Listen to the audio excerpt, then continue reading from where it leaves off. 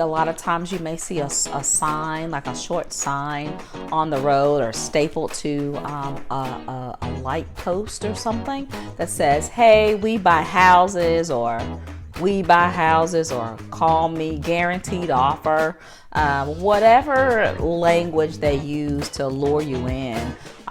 Or maybe you received a postcard or a phone call where somebody says, hey, we want to buy your house, and I can make you a guaranteed offer, and we can close in 4 days, or we can close in 21 days, whatever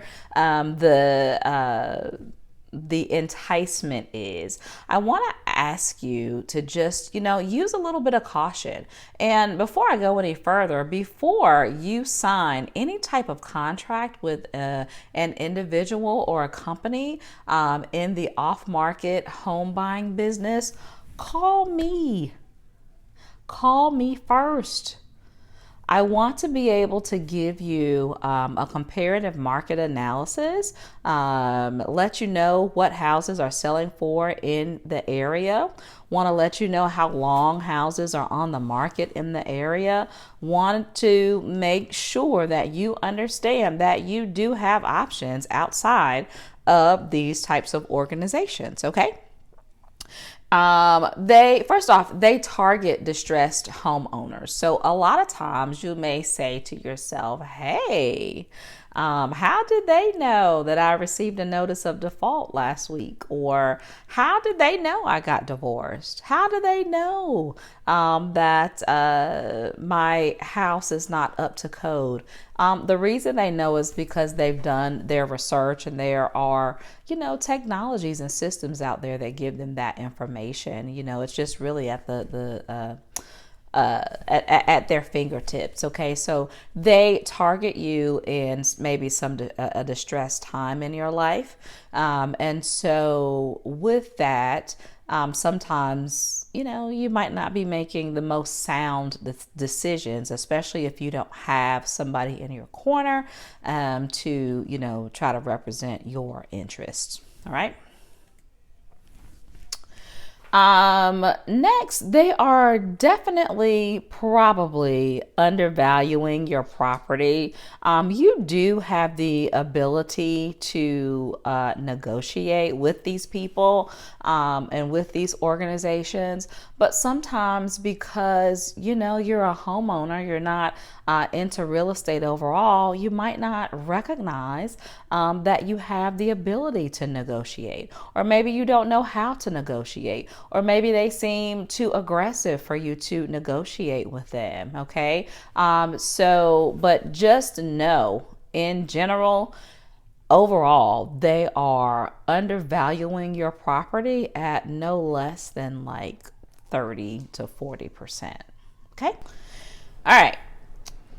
Also, these particular organizations, whereas myself as a realtor, I'm bound by law and my professional organization, the National Association of Realtors, to offer you transparency in your home sale, or if you're buying a property, and I'm required to represent you well. There are certain disclosures that I work very hard to uncover and to share with you and to share with others. As a home seller or a home buyer, when I represent you, I'm looking to make sure that the sale goes through smoothly.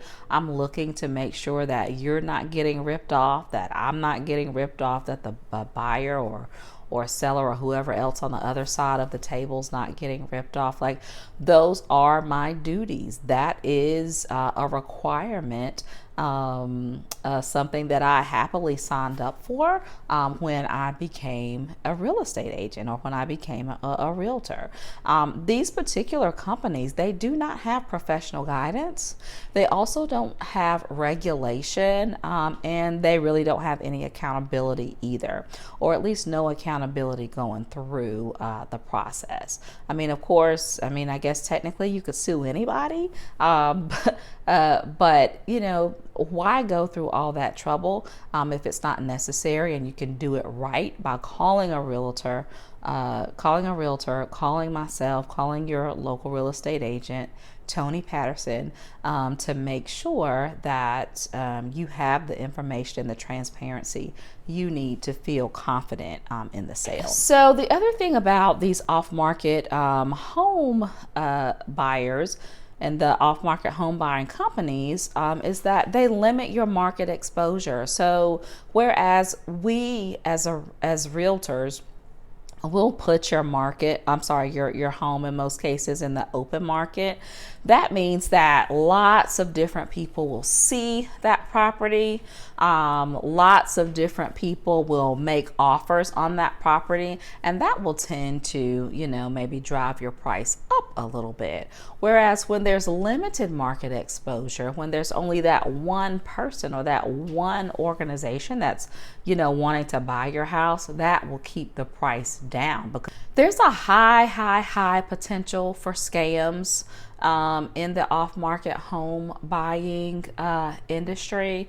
Again, because there's not a lot of there's just not a lot of accountability and guidance or regulation as it relates to that. I mean, of course, I am an investor-friendly realtor overall, but what I am not friendly with are, you know, scams. I don't believe that hardworking people should have things stolen from them under the guise of, you know, somebody said they're going to do something great for you, and then they turn out to steal something behind your back.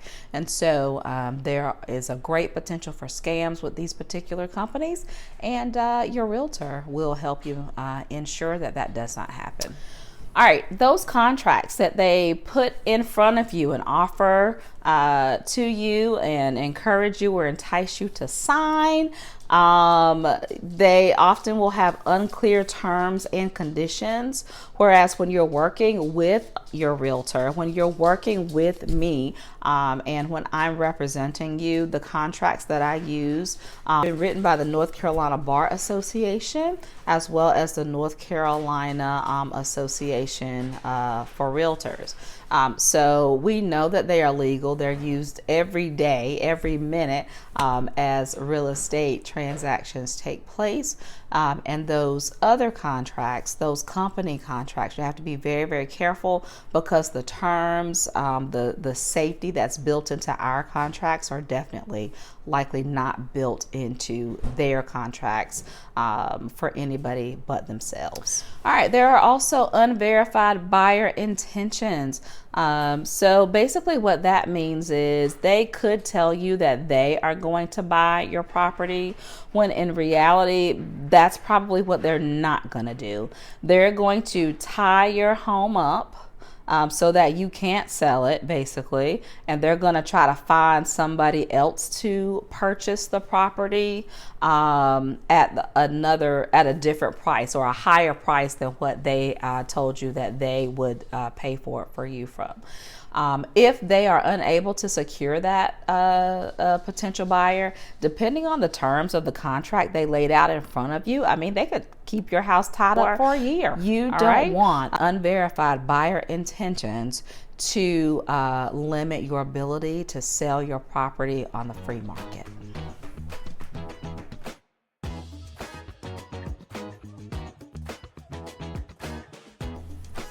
All right, so what's the solution?